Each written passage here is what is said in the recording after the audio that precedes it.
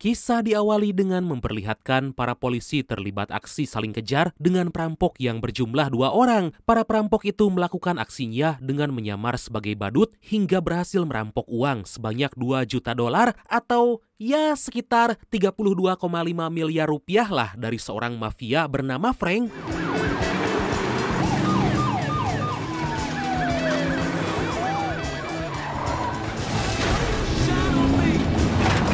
Perampok yang kita panggil aja dia Gibson sesuai nama pemeran asli yaitu Mamang Mel Gibson terus gaspol dan mulai mendekat ke wilayah perbatasan antara Amerika dan Meksiko. Saat tepat berada di samping pembatas, Gibson melihat sebuah gundukan tanah yang bisa dilewati agar mobil bisa terbang melewati pembatas. Gibson mencoba memutar mobil sambil terus mengelabui para polisi dan kemudian...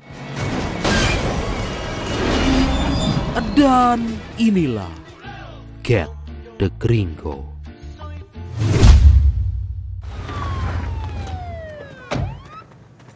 Beberapa saat kemudian, kepolisian Amerika dan Meksiko berkumpul untuk menangkap Gibson dan juga rekannya, seorang polisi Meksiko yang kita panggil Dasep aja lah ya, sesuai request dari brand kita yang satu ini, mengecek keadaan Gibson dan saat melihat bahwa Gibson membawa banyak uang, Dasep yang seorang oknum polisi korup meminta anak buahnya untuk segera memasukkan para perampok itu ke mobil.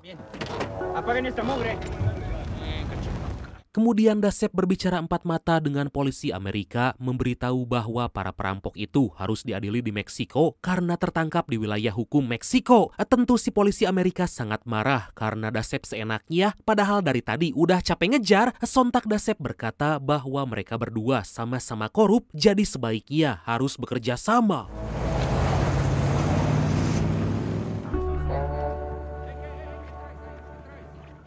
Dari sana Dasep membawa Gibson ke penjara dan di perjalanan Dasep menanyakan siapa nama asli Gibson, tapi Dasep sama sekali gak mendapat nama asli sampai-sampai membuatnya sangat kesal dan terus menampar Gibson. Sambil tertawa Dasep berkata bahwa gak lama lagi Gibson akan mendapatkan tempat tinggal yang sangat layak. Prison. 1 jam kemudian Gibson tiba di penjara dan langsung dimasukkan ke ruangan isolasi yang sempit. Sementara itu Dasep dan rekannya segera pergi sambil membawa uang hasil perampokan Gibson. Wah, enak kali ah.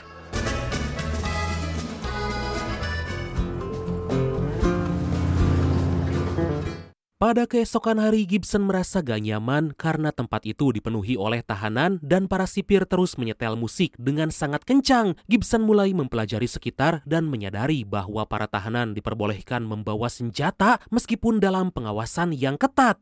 Lah,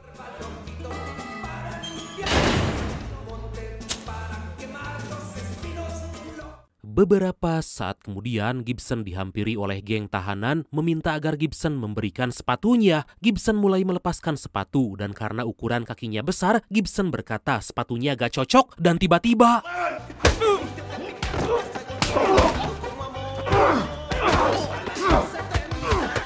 Gibson dihajar habis-habisan oleh para geng tahanan karena Gibson hanya seorang diri. Gibson dibuat gak berdaya dan sama sekali gak melawan. Gak lama kepala sipir penjara bernama Armando datang dan memberitahu bahwa penjara yang sesungguhnya bukan ini dan gak lama lagi mereka semua akan dipindahkan. H19, H20, H21, H22, H20, H21.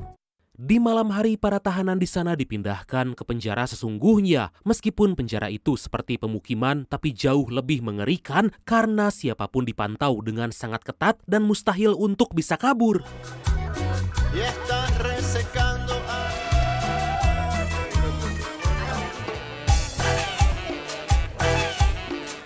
Gak lama Gibson melihat orang yang tadi menghajarnya, yang kita sebut aja dia Sahroni. Ya, aduh. Sahroni lah ya, sesuai request dari brand kita yang satu ini. Request loh ini, request, bukan keinginan saya. Dan karena ingin balas dendam, Gibson mulai mengikutinya. Dengan cepat Gibson menarik Sahroni dari kamar mandi hingga membuatnya pingsan. Gibson segera mengambil uang, jam tangan, dan juga pistol milik Sahroni. Aduh, jam tangannya Richard Mille bukan ya?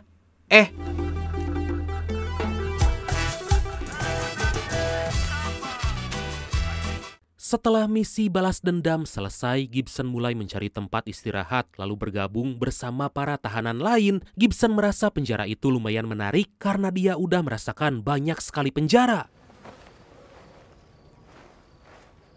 Pada keesokan hari, Gibson disuruh memilah sampah plastik karena bisa bermanfaat untuk dijual. Dengan terpaksa, Gibson harus mau melakukan karena jika tidak, nyawanya bisa terancam. Saat lagi asik memilah sampah, tiba-tiba Gibson dihampiri oleh anak buah mafia penjara hingga Gibson langsung mengambil sebuah tongkat untuk melawan. Tapi karena mereka membawa pistol, Gibson hanya bisa pasrah lalu mereka mulai mengambil sampel darah Gibson. Gibson menyadari bahwa penjara itu ada yang menguasai, tapi bukan kepala sipir, melainkan mafia. Gibson mulai mencari tahu siapa mereka dan harus mulai mendekati agar bisa tinggal dengan nyaman dan tentu bisa segera kabur.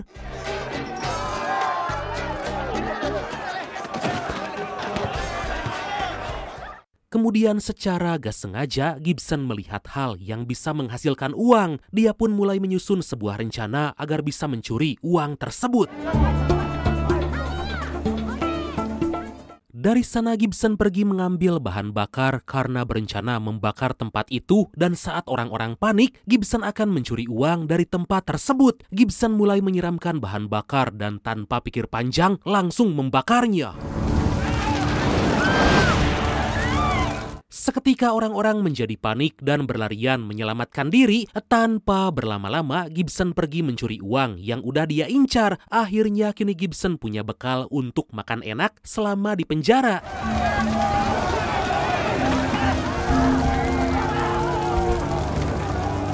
Saat lagi bersantai sambil nyebat dan menikmati minuman soda, tiba-tiba seorang anak kecil bernama Kevin meminta rokok, tapi Gibson menolak karena dia masih di bawah umur. Kevin berkata akan membocorkan apa yang baru aja Gibson lakukan, dan mendengar hal itu, Gibson langsung memberikan rokok pada Kevin. Gibson diajak Kevin berkeliling, lalu Gibson menanyakan kenapa Kevin hidup di penjara dan gak bersekolah. Kevin berkata bahwa dia adalah anak yang spesial, jadi meskipun di penjara bisa hidup dengan tenang. Pada malam hari, Gibson mendatangi seorang diplomat Amerika bernama Jack agar membantunya keluar dari penjara. Jack menunjukkan hasil BAP Gibson, tapi sama sekali gak terdapat nama asli, bahkan sidik jari pun gak terdaftar. Gibson bercerita bahwa dia dijebloskan ke penjara karena ditangkap 2 polisi Meksiko. Tapi Jack gak sepenuhnya percaya dan belum bisa membantu Gibson jika belum mendapat informasi yang lengkap. Nice meeting you. You too, thanks Take for care of dropping by. yourself. Dari sana Gibson menemui anak buah mafia penjara, menanyakan apakah ada tempat tidur yang layak. Dia pun dibawa ke sebuah ruangan dengan tempat tidur berukuran sangat kecil, tapi ya masih jauh lebih baiklah daripada tidur di luar.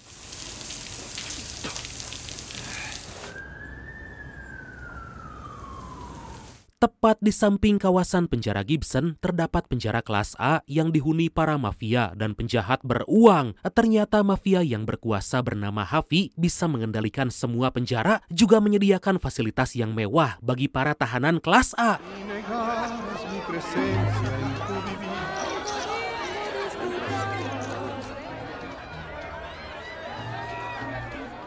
Gibson terus mencari cara agar bisa kabur dari penjara tersebut. Meskipun ada tahanan yang ditembak karena mencoba kabur, Gibson merasa keluar dari penjara itu bukan hal yang sulit. Kevin memberitahu bahwa dari dulu belum ada yang bisa kabur, bahkan Hafiz sekalipun. Meskipun Hafiz sering diizinkan keluar, tapi saat urusannya udah beres, dia harus segera kembali ke dalam penjara. I'm gonna kill him. Kevin bercerita bahwa dia memiliki dendam pada Harvey dan ingin menghabisinya. Wah, galak nih anak. Kevin juga memberitahu orang yang ditemui Gibson kemarin adalah anak buah Harvey bernama Karnal dan orang besar di sebelahnya adalah saudara Harvey yaitu Caracas. Merasa udah banyak memberi informasi pada Gibson, Kevin lagi-lagi minta rokok.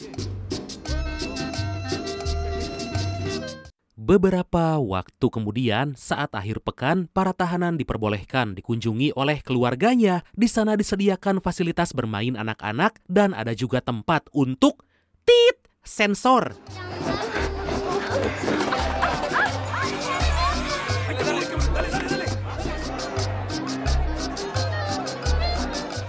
Sementara itu karena Kevin udah hidup sangat keras dari kecil, dia sama sekali gak tertarik bermain dan memilih baku hantam dengan temannya. Saat Kevin udah mulai kalah, Caracas melerai mereka lalu meminta anak-anak itu pergi dan jangan lagi mengganggu Kevin. Melihat hal itu, Gibson menjadi penasaran dan apa yang menyebabkan Kevin sangat spesial. Secara mengejutkan, Kevin ternyata udah membawa senjata karena akan menghabisi Harvey. Gibson langsung melarang karena waktunya kurang tepat, ditambah senjata yang Kevin bawa gak akan bisa digunakan untuk membunuh. Gibson memberitahu cara agar bisa membuat target langsung terbunuh, yaitu dengan menusuk tepat di leher. Tapi itu gak mungkin karena Kevin memerlukan bantuan tangga agar bisa meraih leher Harvey. Kevin menjadi sangat kesal dan sedih. Kemudian untuk menenangkan diri, Kevin lagi-lagi minta rokok. Gibson gak akan memberi Kevin rokok sampai memberitahu alasan kenapa Kevin menjadi spesial. Tapi Kevin sama sekali gak mau memberitahu dan balik marah. Gibson memutuskan untuk pergi dan meminta Kevin agar jangan lagi mendekatinya. Akhirnya Kevin memberitahu bahwa dia dendam pada Harvey karena telah menghabisi ayahnya. He killed my father! Kevin bercerita bahwa saat usia 7 tahun, Kevin ditinggalkan oleh sang ayah karena dibunuh oleh Harvey. Harvey melakukan itu karena ayah Kevin memiliki organ hati dan golongan darah yang cocok untuk Harvey. Lalu Kevin memberitahu alasannya spesial karena Kevin juga memiliki darah dan hati yang cocok untuk Harvey.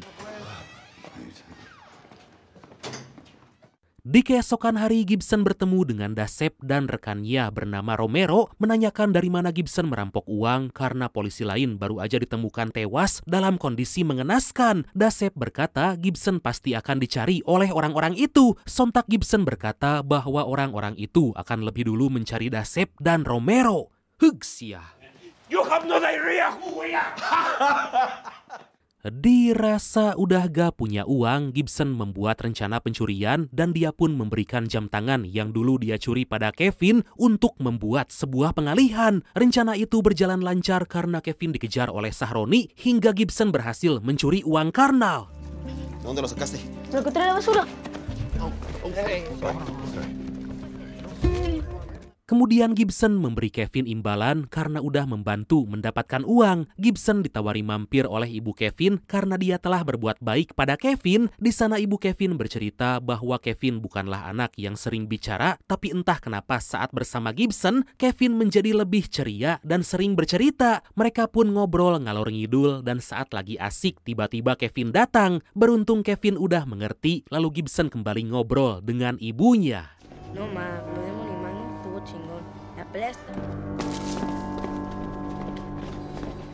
Pada malam hari, Karnal dan Sahroni mendatangi rumah Kevin untuk mengambil uang yang tadi telah dicuri. Dengan sangat membabi buta, Karnal menyerang dan menghajar Kevin meminta uangnya dikembalikan. Dikarenakan Kevin gak mau mengaku, Karnal memerintahkan Sahroni agar mencari Gibson.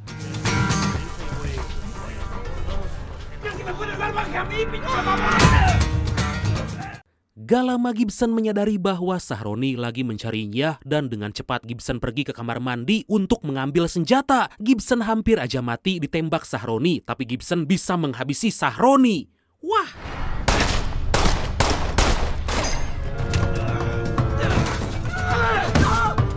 Di sisi lain, Karnal akan menghakok ibu Kevin. Anjir, kok menghakok, ha? Tapi beruntung Caracas datang dan menghajarnya. Karnal mencoba melawan Caracas karena udah kesal terus menjadi bawahan dan saat akan menghabisinya, tiba-tiba...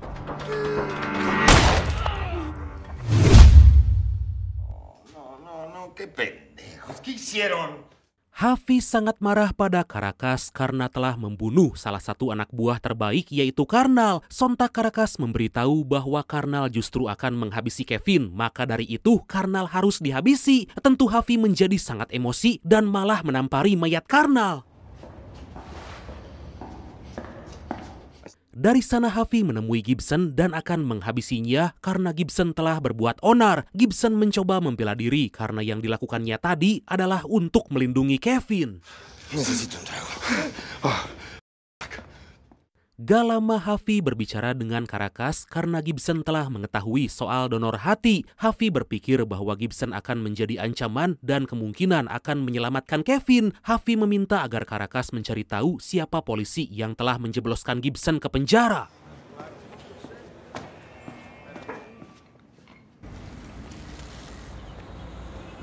Pada keesokan hari, Gibson dihubungi oleh Jack karena dia telah menemukan di mana uang Gibson. Jack akan membantu Gibson keluar dari penjara dan mendapatkan kembali uang. Tapi tentu semua itu gak gratis. Tapi Gibson langsung menutup telepon dan memutuskan untuk menjalankan sebuah rencana yang telah dia siapkan selama ini. Gibson segera menemui Caracas memberitahu bahwa Dasep dan Romero telah mengambil uang miliknya yang berjumlah $2 juta. Ternyata Gibson akan membuat trik adu domba antara Hafi dan Dasep dan Gibson akan memanfaatkan momen itu demi bisa kabur. Mendengar penjelasan dari Gibson, Caracas segera memerintahkan anak buahnya agar menangkap Dasep dan Romero. Waduh, gak ada harga dirinya polisi di film ini. Tapi dia mah kan polisi korup. Ya polisi korup mana ada harga dirinya. Di waktu yang sama, Dasep dan Romero ternyata udah disandra oleh anak buah Frank, pemilik uang yang dirampok oleh Gibson. Saat itu Dasep dihajar dan disetrum karena uang tersebut hanya tersisa $1,7 juta. Dasep dengan kekeh berkata bahwa uang yang dia ambil hanya segitu. Yeah, boss, again. Okay, good. Frank bertanya di mana sisa uang karena ternyata uangnya yang hilang berjumlah $4 juta atau sekitar 65 miliar rupiah. Dikarenakan gak puas dengan pengakuan Dasep, akhirnya mafia itu pun memerintahkan agar Dasep kembali disiksa dengan jauh lebih kejam. Gak lama anak buah Hafi udah ada di depan rumah Dasep dan mulai masuk. Tapi mereka berhenti sejenak karena melihat Dasep akan dihabisi dan kemudian dengan nekat anak buah Hafi menghabisi anak buah Frank dan tentu sekalian Dasep. Setelah tugas mereka selesai, mereka kembali sambil membawa uang hasil perampokan Gibson untuk diberikan pada Hafi. Di sisi lain, Jack didatangi anak buah Frank meminta dimasukkan ke penjara demi bisa menghabisi Gibson. Jack segera menyuap sipir penjara agar mengizinkan anak buah Frank masuk dan membuat keonaran. Gak lama anak buah Frank udah ada dalam penjara dan bersiap untuk menghabisi Gibson. Tapi kedatangan mereka ternyata disambut oleh anak buah Hafi dan seketika aksi baku tembak pun gak bisa dihindarkan.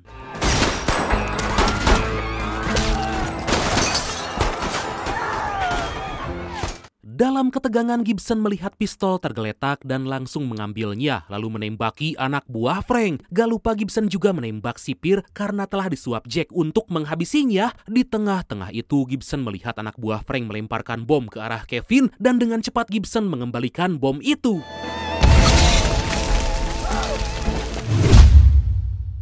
They actually this gone off a few years ago in the States. Kemudian Gibson dibawa Caracas untuk menghadap Hafi karena Gibson gak memberitahu bahwa dia telah merampok uang milik Frank. Gibson dibuat sangat ketakutan oleh Hafi karena Gibson gak memegang senjata.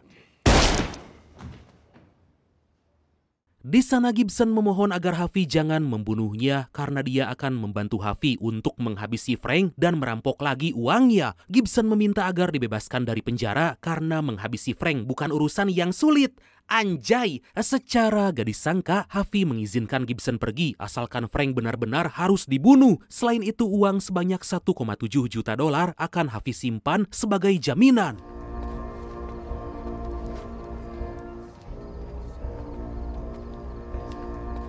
Pada malam hari, Gibson terus memperhatikan Kevin karena dia harus punya cara agar bisa mengeluarkan Kevin dan ibunya. Kemudian Gibson pergi membuat SIM dan entah apa tujuannya, Gibson merubah nama menjadi Bernice.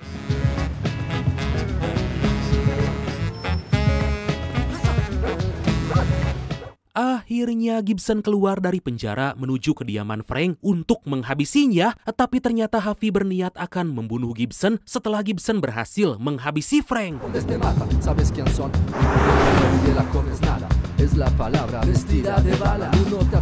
Gibson mampir ke sebuah supermarket membeli beberapa perkakas dan keperluan lain. Di sana Gibson sadar bahwa dia lagi diikuti oleh anak buah Frank dan diam-diam Gibson mulai memasukkan sesuatu ke dalam knalpot mobil anak buah Frank. Saat mobil anak buah Frank mogok, dari kejauhan Gibson udah bersiap dan langsung menembakinya.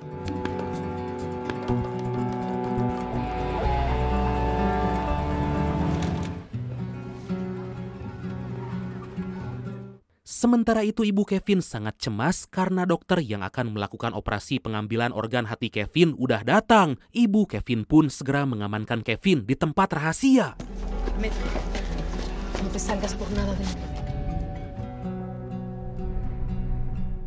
Gak lama ibu Kevin dihajar dengan cara disetrum agar memberitahu di mana Kevin disembunyikan. Dikarenakan gak ingin memberi informasi, dia pun terus disetrum sampai mengaku.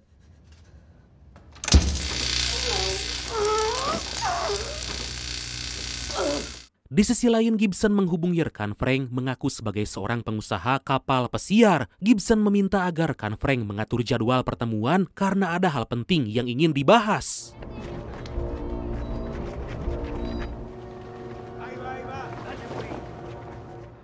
Di waktu yang sama, Harvey masih terus menyiksa ibu Kevin karena gak mau memberitahu di mana Kevin berada. Secara tiba-tiba, Kevin muncul sambil membawa senjata tajam dan secara mengejutkan, Kevin menusuk tubuhnya sendiri.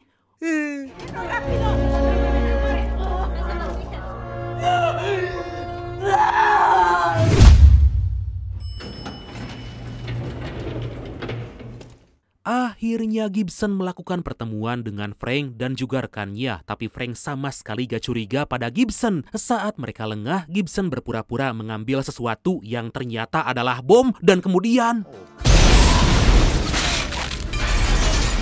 Di sisi lain, Kevin masih bisa diselamatkan, walaupun dengan begitu organ hati Kevin akan diambil oleh Harvey. Di sana dokter memberitahu bahwa operasi baru bisa dilakukan besok karena kondisi Kevin masih belum stabil. Tapi Harvey meminta malam ini karena dia berniat akan kabur dari penjara.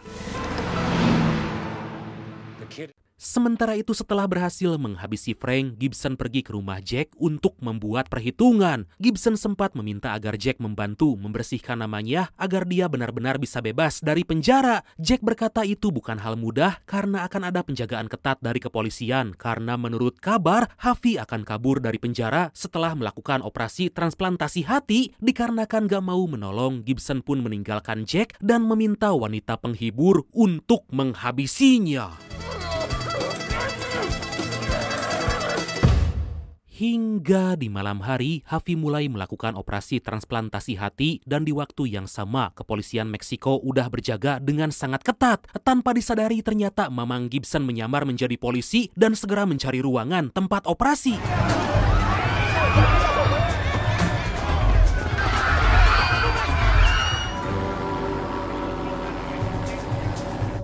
Gibson menyelinap dengan hati-hati karena situasi udah mulai gak kondusif saat para tahanan mulai baku tembak dengan polisi. Saat melihat tas berisi uang hasil rampokan, Gibson segera akan mengambilnya, tapi Gibson berpikir bahwa dia harus menyelamatkan Kevin beserta ibunya dulu.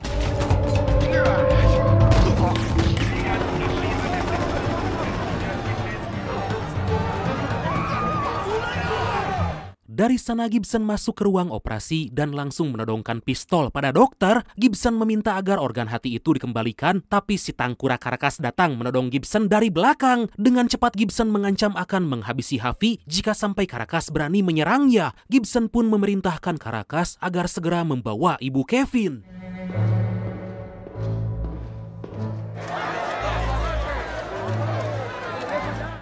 Gak lama Caracas beserta anak buahnya datang sambil membawa ibu Kevin, tapi Gibson udah bersembunyi dan langsung menghabisi anak buah Caracas. Situasi menjadi sangat menegangkan saat Caracas mengancam akan membunuh ibu Kevin jika Gibson gak melepaskan Harvey. Kemudian tiba-tiba salah seorang perawat balik menodong Gibson, tapi ternyata... Si perawat justru udah sangat muak pada Harvey beserta semua anak buahnya hingga akhirnya setelah semua berhasil dihabisi, proses operasi pengembalian hati Kevin pun segera dilakukan. Kemudian Gibson dan ibu Kevin berpura-pura menjadi perawat karena akan dengan mudah keluar dari penjara. Sebelum pergi, Gibson mengambil uang hasil perampokan karena dia gak mau semua perjuangannya selama ini sia-sia. Mantap!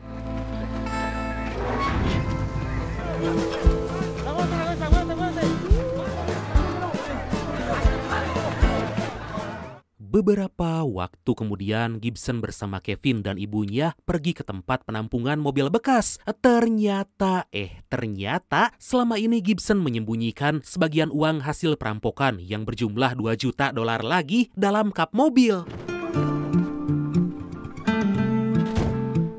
Kemudian Gibson pergi liburan bersama Kevin dan ibunya sambil menikmati uang hasil perampokan. Mereka merasa sangat bahagia karena bisa berhasil bebas dari penjara dan masih punya uang yang sangat banyak. Meskipun yang dilakukan Gibson adalah kejahatan, tapi pada akhirnya Gibson berbuat sangat baik karena berhasil menyelamatkan nyawa Kevin.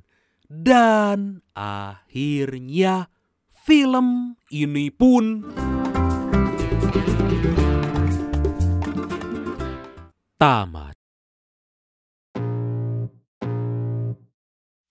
Itulah Brad. Ya, emang sih nggak pernah gagal film-film yang dibintangi Mamang Mel Gibson mah. Tapi kok ada aja ya mafia dan para oknum aparat korup di film-film action? Entahlah. Okelah, karena gak ada Tisam, maka langsung aja ya. Okelah Bradku. Makasih banyak udah nonton sampai akhir. Seperti biasa, mohon maaf karena masih banyak kekurangan. Semoga terhibur, semoga kalian dan keluarga sehat selalu. Salam sukses, salam santuy, dan see you next time. Bye-bye.